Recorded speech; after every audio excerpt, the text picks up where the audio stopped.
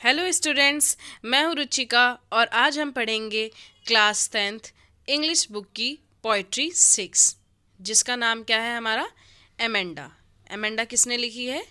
Robin कैली ने। Okay students, सो पहले हम इसके पोइट्रीज के बारे में बात कर लेते हैं।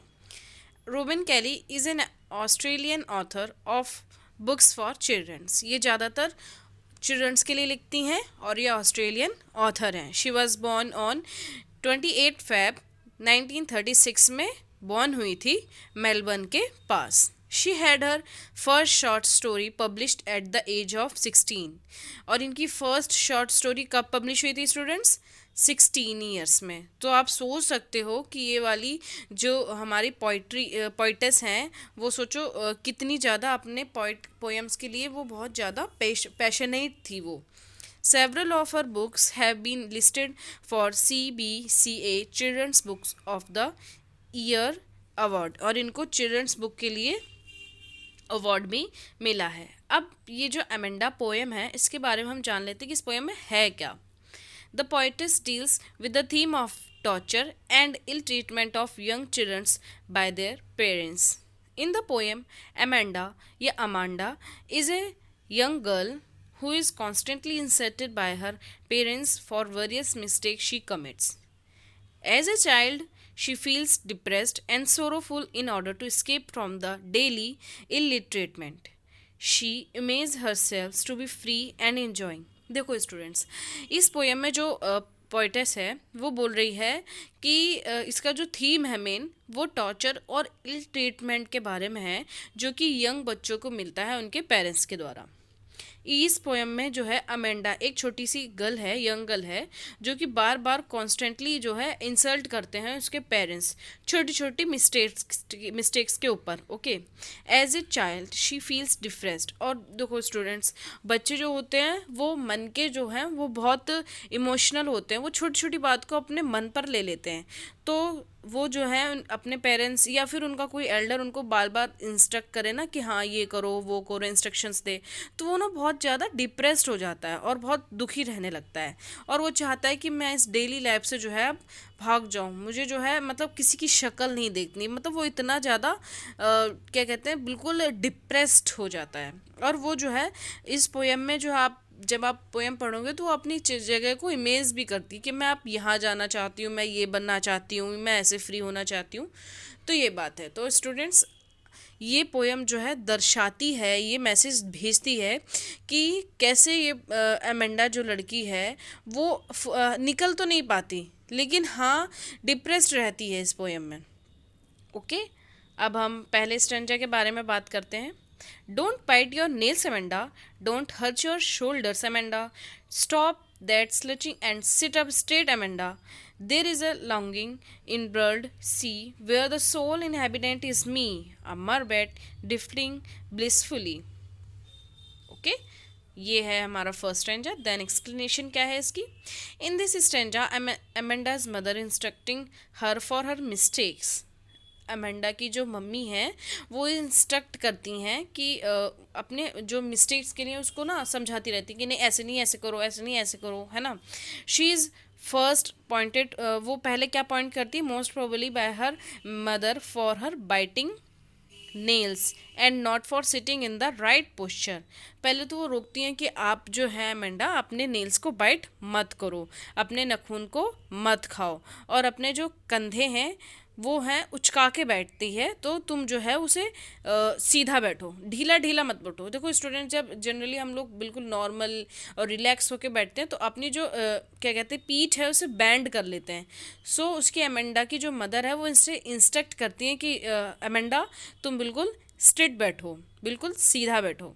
टू दिस अमेंडा, अमेंडा देखो जो ब्रैकेट में लिखा है स्टूडेंट वो अमेंडा अपने आप को इमेज कर रही है। To this Amanda images herself as a mermaid who is drifting joyfully with the short waves and lives a calm and relaxing life in the beautiful green sea. और वो ये चाहती है, वो अपने आप को ऐसे कर रही है, क्या कहते हैं ऐसे कर रही है वो अपने आप को कि वो मरमेड बने।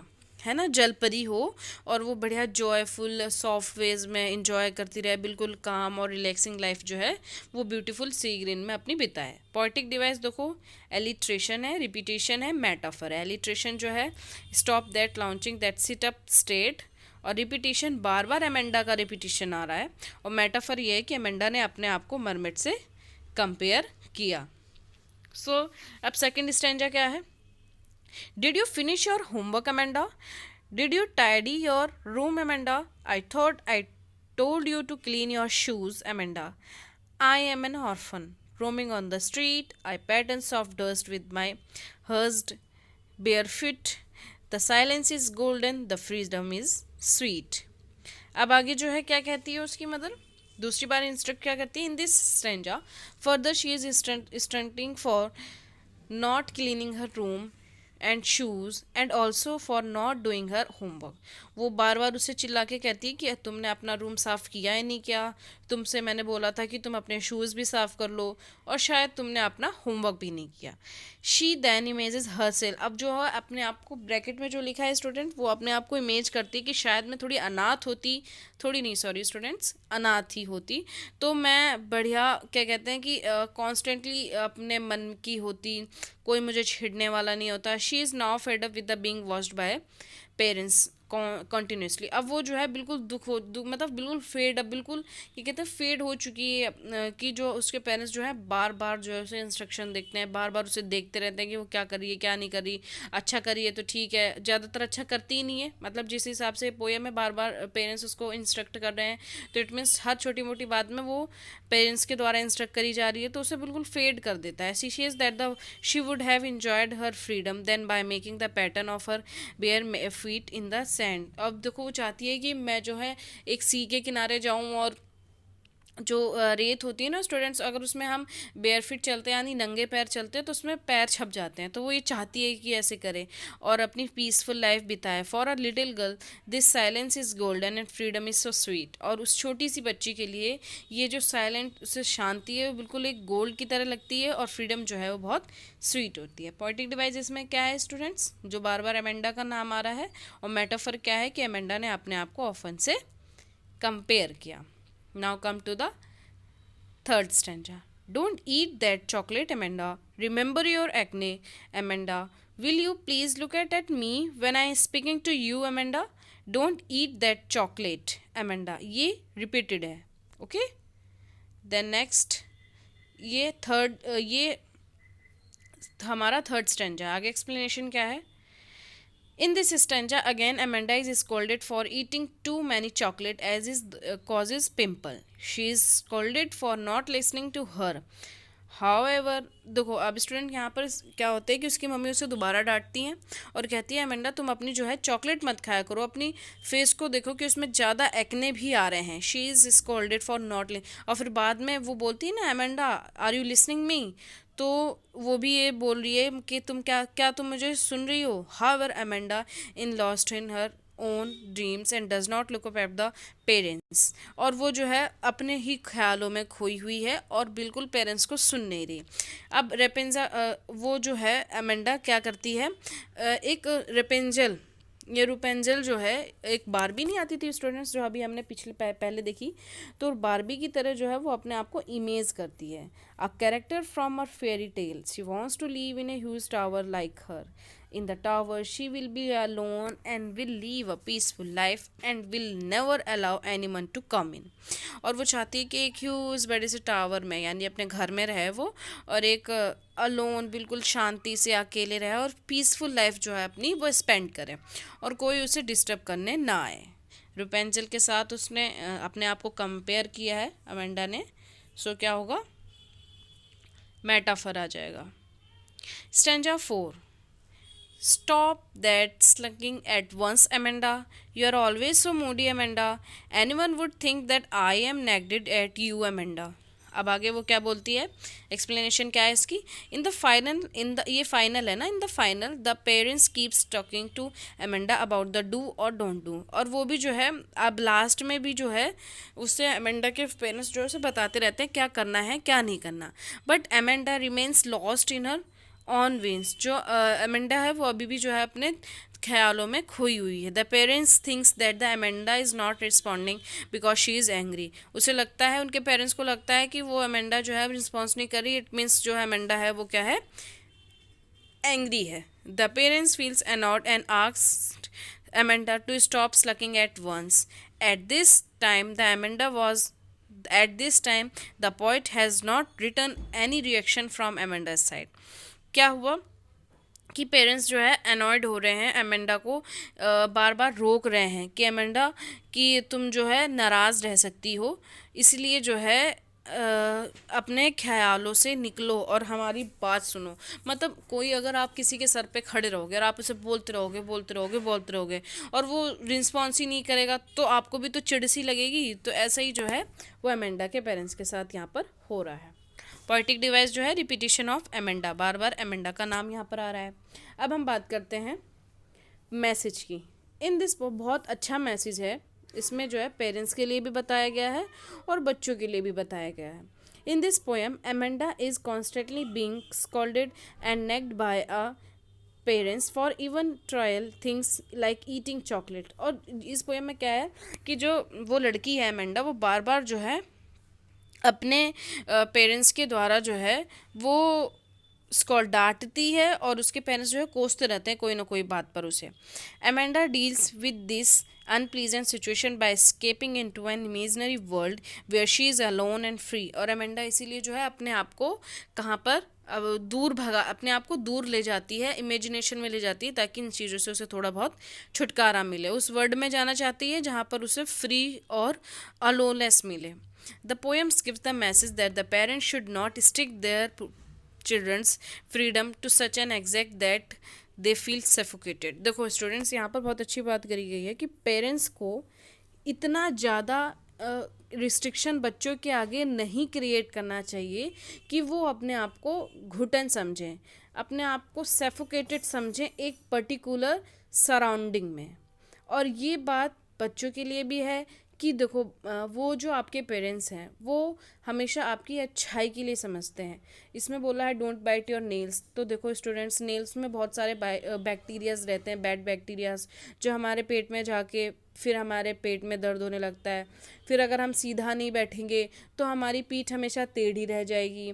और होमवर्क हमको क्लीन, मतलब होमवर्क हमको हमेशा करे रखना चाहिए ताकि हमें स्कूल से पनिशमेंट्स ना मिले।